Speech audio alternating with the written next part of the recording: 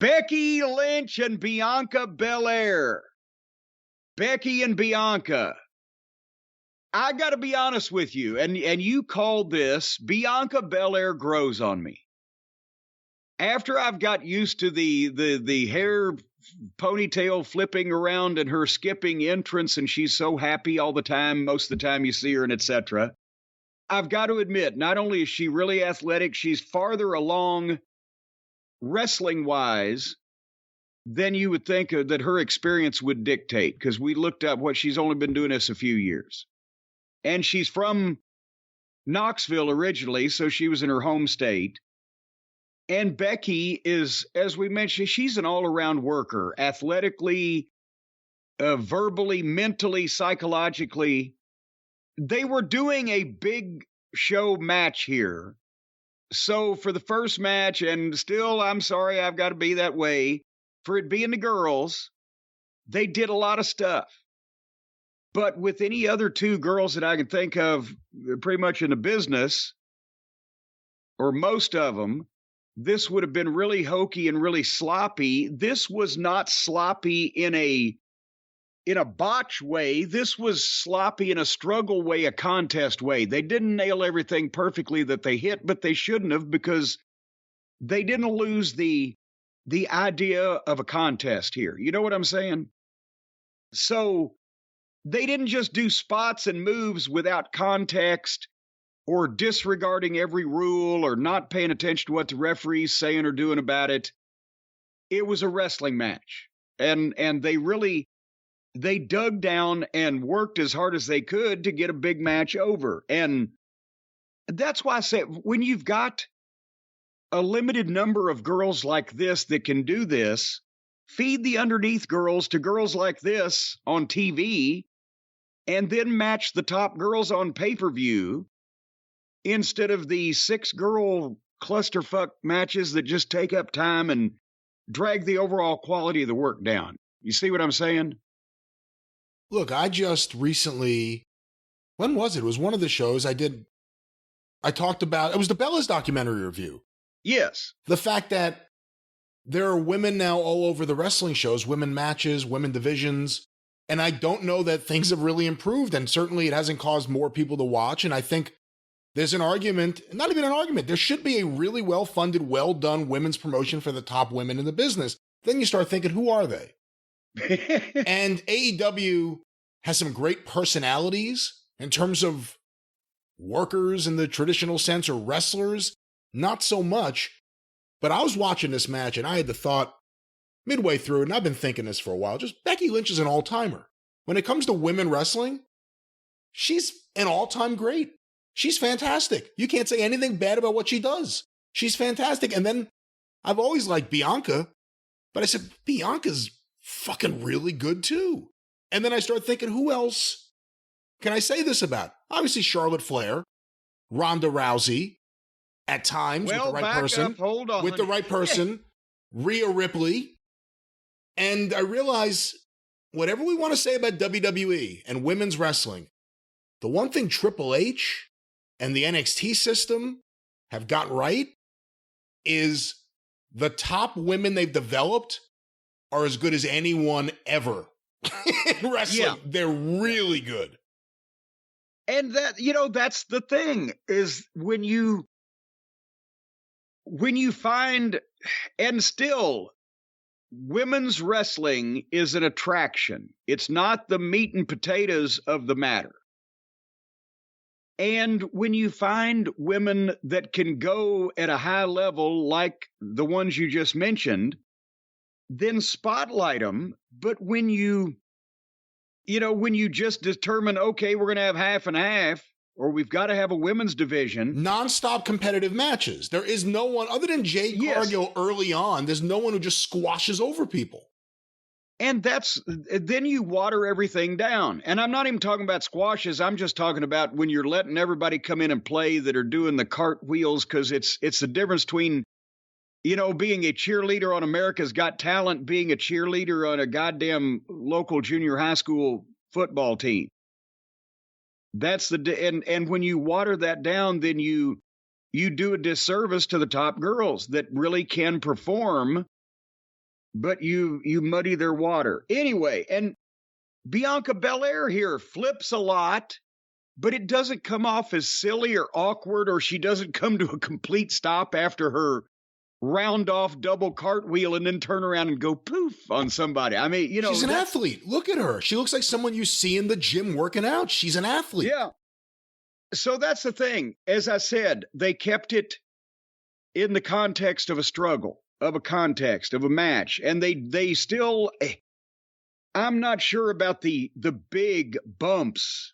I'm not sure about a lot of the big bumps that everybody took on this show, but the big bumps that the girls take, the KOD on the floor or whatever, and teasing the count out. But, they had a good match, and finally they were going back and forth, and Bianca pretty suddenly, and I was surprised at this till I saw the afterbirth, but pretty suddenly hit that Spanish fly off the top rope, and then the KOD in the ring, boom, 1, 2, 3. And boom, and it was a really good match, but then they hugged. And I'm thinking, well, Becky is a gracious heel. And then all of a sudden, here hits the music, and out comes Bayley and Dakota Kai and the former Io Shirai that's now Io Sky. Well, no, I think it's different spelling, but it's still Io. And instead of Shirai, it's Sky. So Io Sky. Well, you owe Sky, he owes Sky, everybody owes Sky some money. He's too frivolous with his finances. But anyway, so they come out and they're going to confront Bianca. And help me now. Bayley, last time we saw her, was she a babyface or a heel? It's been a year. She's been out with an injury. I couldn't remember before you and I talked here when the last time I saw her was. I guess it was about a year ago. I think she was kind of doing the entertaining but crazy heel thing. Remember, wasn't she like walking through the crowd at WrestleMania the last time we saw her? But then Io Shirai, I thought, was a babyface. We haven't seen her in a while.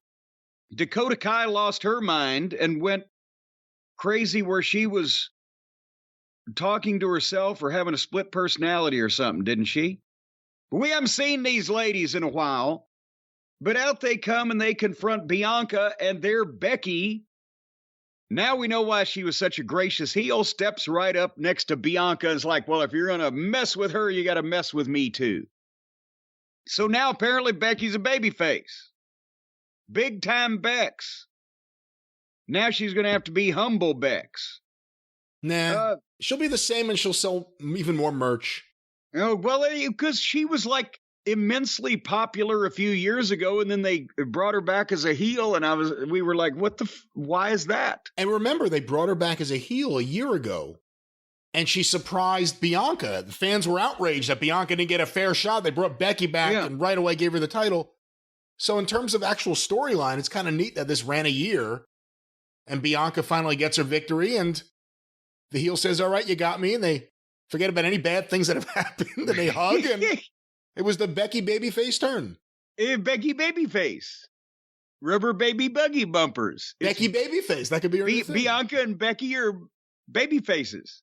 But anyway, and Bayley, you didn't even remember, because I mentioned this to you before we went on the air, but I said a year ago, either before or after she got hurt the last time, I said, she's a great promo. She may be one of the best female promos in the business.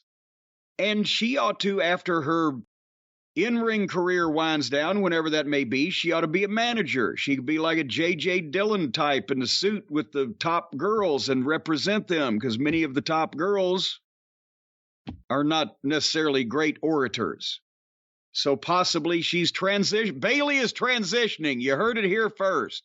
From wrestler to manager. Well, we don't know about that. This is the first time we've seen her in a while, and I will say, as a mouthpiece, certainly could help Io Shirai. Dakota Kai could talk a little bit, but Bayley is really good. I guess the bigger story here, maybe, is the fact that this happened. Here's the opening match, Bianca versus Becky. Fantastic match. Let me just sum it up by saying I thought it was tremendous. Really, really good. As good as it gets for women wrestling. I mean, they're great, these two. All right, down, boy. I need to throw a bucket of cold water on Well, you. I shit on all the bad stuff so much that when you actually see something good, it's like, okay, things can be good. But when when Bayley came out, followed by, who was next? Io Sky, then followed by Dakota Kai, made me think about the fact that right now we have Sasha Banks and Naomi sitting at home. These three women were all products of Paul Levesque's NXT, and all of a sudden they're back on the show. Yeah. What do you think this says? We heard they want to make some kind of statement or various statements with this show, the first of the new era, the first pay-per-view of the new era. And all of a sudden we see three faces we haven't seen in a while that are closely associated with the former NXT.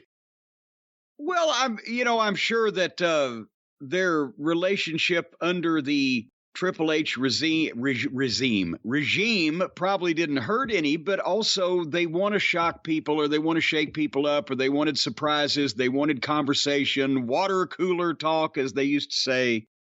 This was part of it. I don't think this was a major, we'll get to the major shit later on, but at the same time, they might also be showing Sasha and Naomi, well, there's a lot of girls on the roster, and these girls are having fun here. So, we've heard they want to make amends some kind of way. If it was Vince that they had the falling out with, or Vince that they had the argument with about creative, and when they walked out, then now that he's gone, maybe they're more open to discussing things. We don't know what Triple H's personal relationship with Sasha or Naomi is. However, we do know that Sasha probably has a lot more options than Naomi does.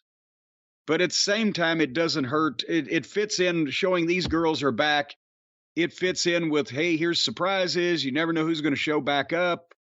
We're going to really dress this thing up. But also it shows the girls sitting home, well, we got a bunch more girls here, But do you agree? Tremendous match? Yes. Excellent match. I will go as far as say excellent. I don't know about tremendous. Where is it in where does it go? Excellent, tremendous, stemwinder, Donnybrook? What is that, the scale? It's not my scale, but if you want to use that scale, that could be your new star system. There you go. A tremendous, stemwinder, Donnybrook, and fiasco. All right.